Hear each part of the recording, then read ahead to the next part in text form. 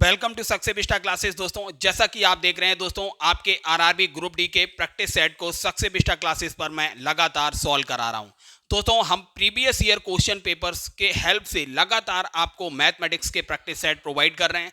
अगर दोस्तों आप सक्सेस विस्टा क्लासेस चैनल पर पहली बार विजिट कर रहे हैं तो अभी इस चैनल को सब्सक्राइब कर लीजिए और साथ ही साथ बेल आइकन को भी प्रेस कर लीजिए, जिससे आगामी वीडियो के नोटिफिकेशन आप तक इजीली पहुंचते रहें। तो आइए दोस्तों, शुरुआत करते हैं आज के प्रैक्टिस सेट की। पहला प्रश्न दोस्तों आपसे पूछा गया, 2 अंकों वाली ऐसी संख्याओं की संख्या ज्ञात कीजिए जो 2 और 4 दोनों से विभाज्य हो। अगर दोस्तों आप देखेंगे ऐसी संख्या जो 2 और 4 से विभाज्य हो, इसका मतलब जो संख्या 4 से विभाजित होगी वह ऑलरेडी 2 से विभाजित होगी। तो आप कुल ऐसी संख्याएं निकाल लीजिए जो 4 से विभाजित हैं, वो स्वतः ही 2 से विभाजित हो ही जाएंगी।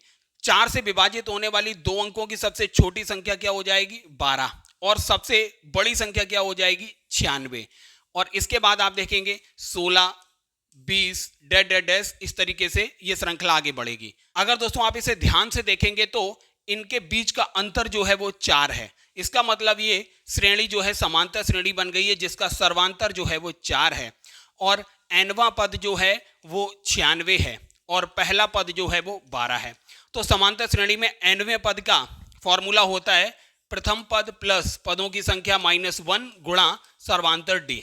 nवां पद क्या है? 96 है, बराबर प्रथम पद 12 है प्लस n की वैल्यू निकालनी है और d की वैल्यू 4 है। तो 96 में से 12 जाएगा, हो जाएगा 84। और ये 4 जो है 84 को विभाजित कर देगा, बराबर n-1 हो जाएगा। जब इसे कट करेंगे तो 21 आएगा, n-1 बराबर 21, तो n बराबर हो जाएगा 22। अर्थात दोस्तों कुल ऐसी 22 संख्याएं हैं जो 4 और 2 दोनों से विभाजित होंगी। दोस्तों अगला प्रश्न आपसे द्विघात समीकरण से पूछा गया, यदि द्विघात समीकरण 5x² प्लस bx प्लस 4 बराबर 0 के मूलों का योग 9 है तो b का मान आपको ज्ञात करना था। इसका मतलब दोस्तों आपको पता है मूलों का योगफल क्या होता है? -b/a, अर्थात x का गुणांक अपॉन a का गुणांक।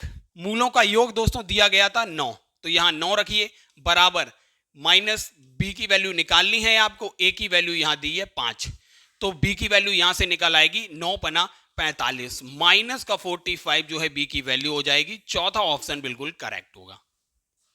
अगला प्रश्न दोस्तों आपसे पूछा गया, यदि x बराबर 2 होने पर 5 + x, 2x + 7, 6x + 9 और y समानुपात में है तो y का मान ज्ञात करना था।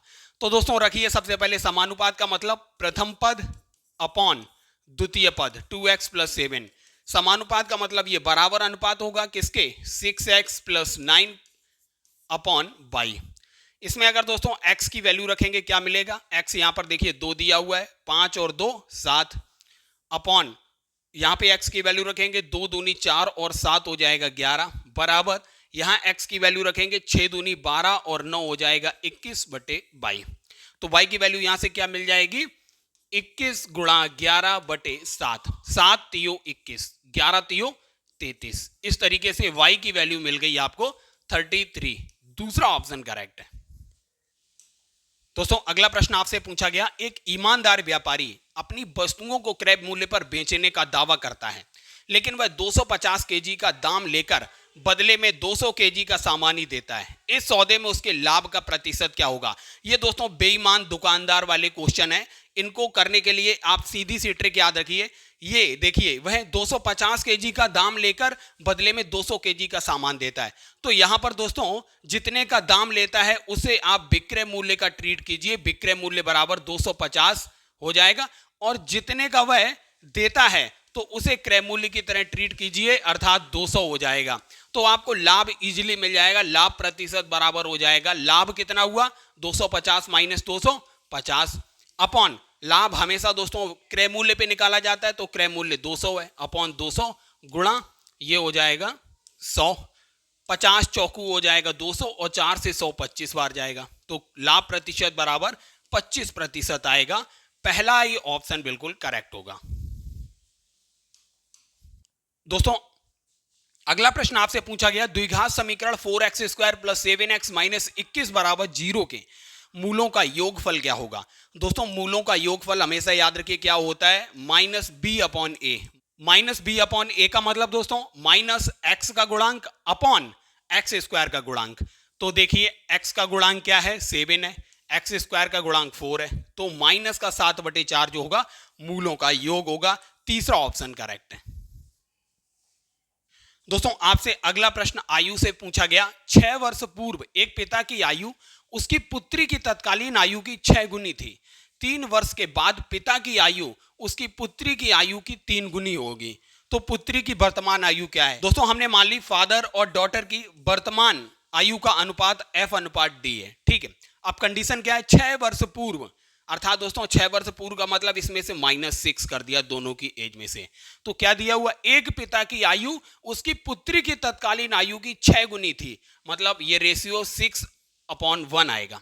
अब दूसरी कंडीशन क्या है, 3 वर्ष के बाद, तो यहां F+3/D+3, पिता की आयु उसकी पुत्री की आयु की 3 गुनी होगी, मतलब 3:1 होगा। अब इन दोनों को सॉल्व करेंगे, आपको आंसर इजीली मिलेगा। यहां से दोस्तों देखिए क्या निकल के आएगा, F-6 बराबर 6D-36। यहां से दोस्तों 6D-F बराबर हो जाएगा 30। जब इस समीकरण को हल करेंगे तो यहां से मिलेगा आपको F+3 बराबर 3D+9। यहां से दोस्तों आपको मिलेगा F-3D बराबर 6।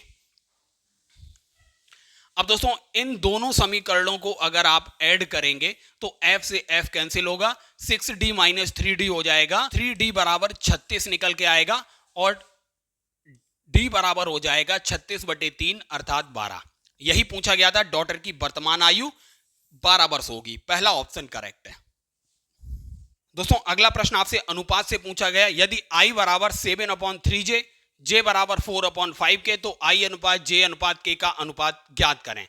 यहां से दोस्तों आप ऐसे निकालिए, I अनुपात J दिया हुआ है 7/3 और J अनुपात K जो दिया हुआ है वो दिया हुआ है 4/5 और आपसे I J K पूछा गया है। दोस्तों इस अनुपात को ऐसे लिख लीजिए, 7/3 4/5। रिवर्स n बनाइए, 7 का गुणा 4 से कीजिए, 4 का गुणा 3 से कीजिए और 3 का गुणा 5 से कीजिए। ये रिवर्स एंड से आपको आंसर मिलेगा I J K का अनुपात।